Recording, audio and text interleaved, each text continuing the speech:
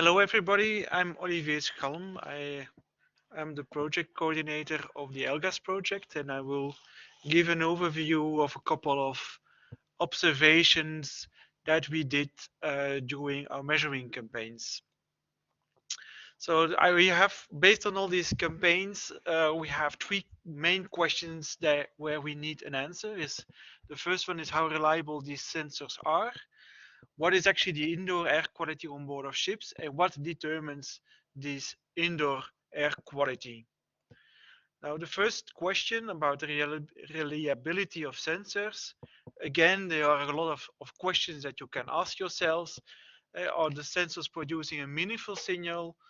Are they able to measure what they should measure? And are these sensors also generating errors? Well, here you see a couple of signals produced by our system. And you see that in the top left, the NO2 gives clearly a background that goes up and down with a lot of spikes on it. So that sensor is able to generate trends that have meaningful information. The ozone in the top right gives the background is more or less okay, but you see that it's already containing quite some noise, so that details, lower changes, and so on are a bit missed. And then on the bottom, the SO2 and the H2S, well, in never of our measuring campaigns, they gave meaningful data. Although SO2 is an important one in the shipping sector, due to the heavy fuel containing a lot of sulfur, but we never measured on merchant ships, always on inland ships or related to the scald. And the H2S is an important factor for dredging, but also there we did not see much, we did not get much information out of that. Here you see a system of a measuring campaign where we put a reference system of Vito on in the engine room, and then simultaneously we measured with our Elgas sensor boxes. One of the things you see is that the signals are nicely synchronized, so the trends are well aligned, so that is good. Most of the peaks for the NO can be seen, although a couple of smaller ones, like the ones in the squares, they are missed. That means that the smaller concentrations, our sensor has a bit problems with it, and also the height is not the same. That is because we are measuring every 3 minutes and the reference system is measuring every 1 minute, and the peaks are very small, so we're suffering a bit of undersampling, but also that the calibration of our system is less good than that of the reference system. If you compare the ozone of the reference system and the Elgas sensor box of exactly the same place, it's also in the engine room at exactly the same moment, you see with the reference system that you have a background going up and down with a lot of valleys, and these valleys are missed by our system, although the overall trend is correct. So that means that the sensors gives meaningful information, although you have to consider a couple of limitations of them. But we also discovered a couple of sensor errors. On the top left, you see a signal of carbon oxide, carbon monoxide. And at arrow 1, there is a signal which is normal. And then you have a peak that goes up. That is arrow 3, where the situation is saturated. The system is not able to measure a higher voltage than 5 volt, because the architecture of the sensor shield is a 5 volt architecture.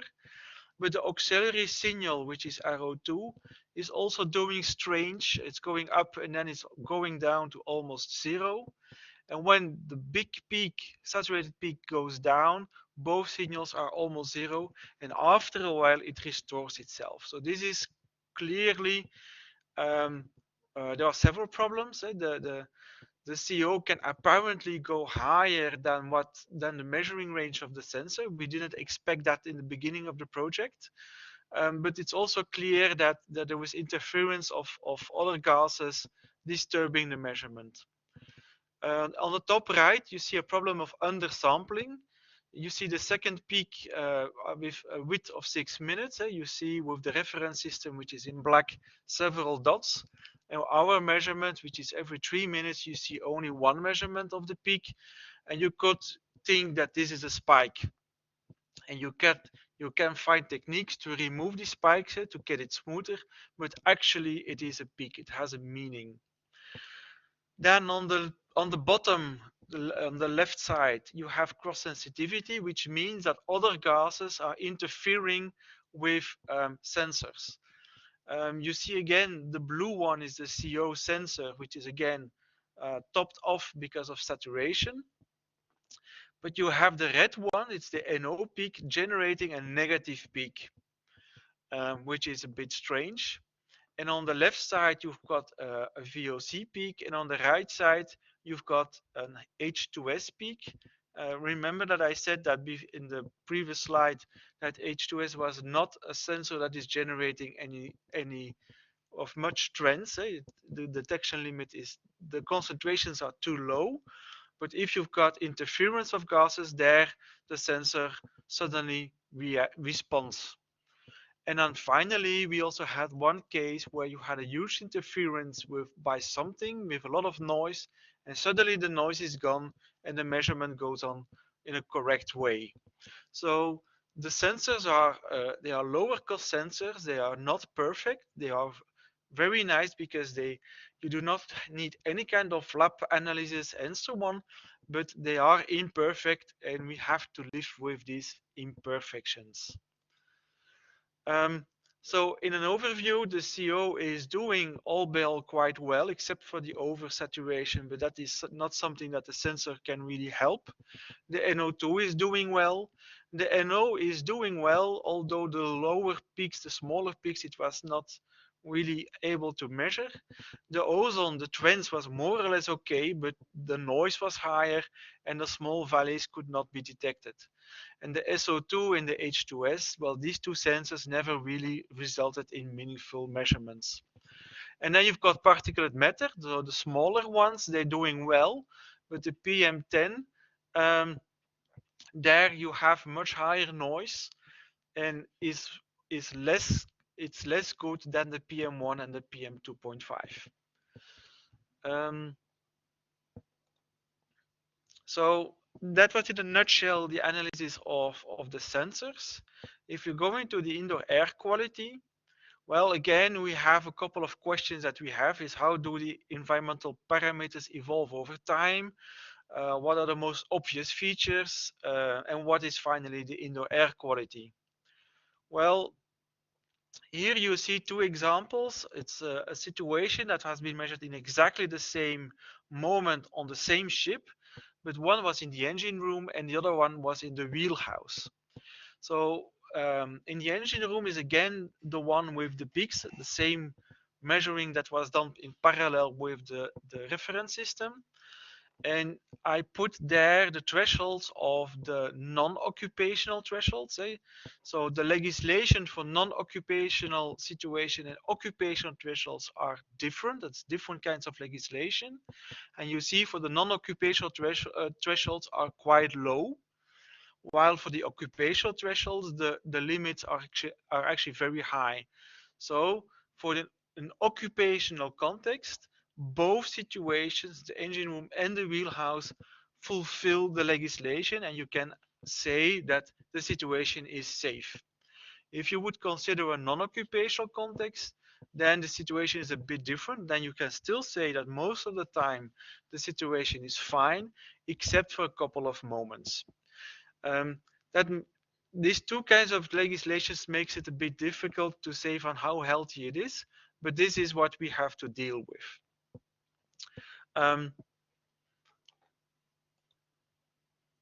So the overall situation was actually okay, but there were situations where you have peaks, and here I analyzed the width of the peak, so it's the width of the bottom of the peaks, and you see you have peaks of 6 minutes, 9 minutes, even 2 minutes, 3 minutes, and these small peaks we didn't expect them to see.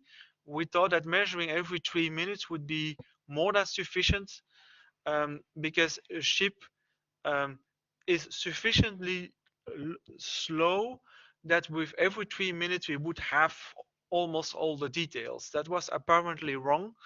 Measuring every minute would have been a better option. But these peaks somehow affect the indoor air quality. Another aspect that affects the air quality is that on the same ship, at another moment, we analyze the organic compounds in the air, and most of these organic compounds uh, exist in very low concentration. So you could more or less say that every component is below the legislation threshold. So every component individual is fine, but the sum of all the products is higher than you might expect, and this sum is affects the air quality in general. So that is also a factor that should be considered when evaluating indoor air quality. So concerning the hazards, you could say, okay, how dangerous are these pollutant peaks? How dangerous are these low VOC concentrations? And what can we do to improve indoor air quality? Well, again, you see a measurement of NO2, NO, and CO at exactly the same position with the same instrument, but not all the peaks have the same impact on human health. So the NO, although their peaks are quite high, the thresholds are relatively high. For CO, the thresholds are even more higher. So also for CO, the situation is still fine, but for NO2, in a non-occupational situation, some of these peaks um, pass the thresholds. Although again, for an occupational situation, you can say that the indoor air quality for that moment, actually everything is fine. So there are no dramatic situations that we have seen. Uh, Everything is fine, but it is clear that there is room for improvement. Um, so um, that some moments indoor air quality is worse than other moments. And then if you're looking at the sum of all the organic compounds and compare it to the binnenmilieubesluit that Marianne mentioned, and you have the guideline value and you've got the intervention value. In this case, in the sleeping cabin, it exceeds a little bit the non-occupational threshold, and for a storage room where actually nobody is, it contained a lot of solvents and so on, that concentration was quite high. Um, for the other locations, the situation is fine. But again, the presence of many organic components in low concentration, if you consider the sum of everything, um, this is a factor that should be considered. So one of the things that we have seen is that you have the trends. We saw that the trends fluctuate faster than originally expected.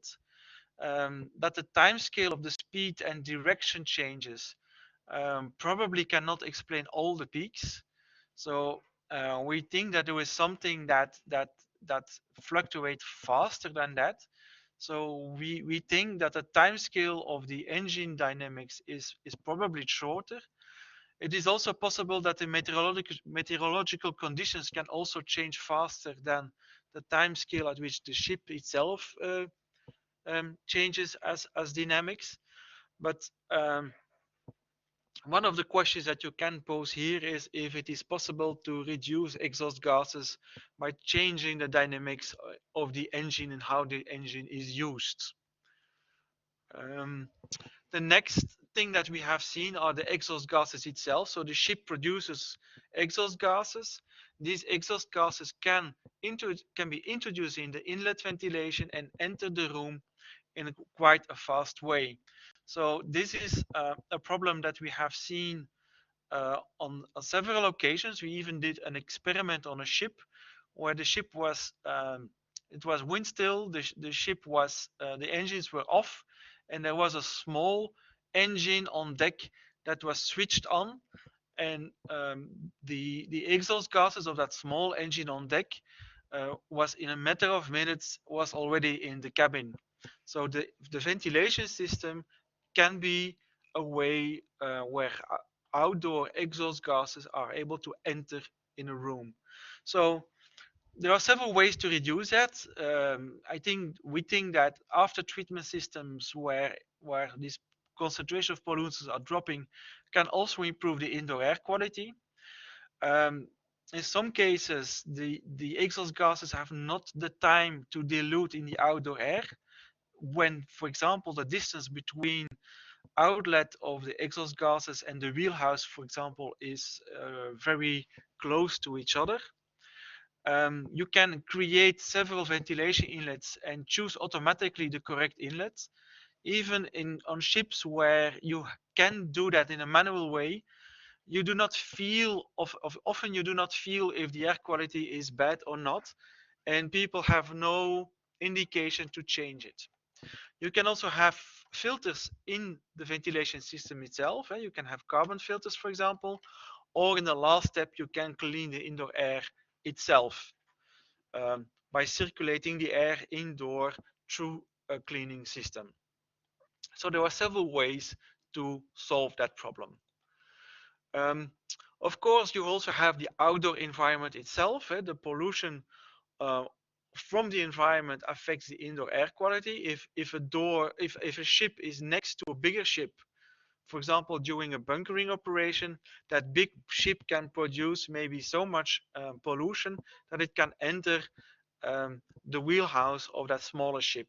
And if doors are regularly opened for activities or for things that has to be done, yeah, then the system does not have much protection. So creating a buffer between outdoor environment and the rooms is an important one. And one way to do that is to create a slight overpressure, for example.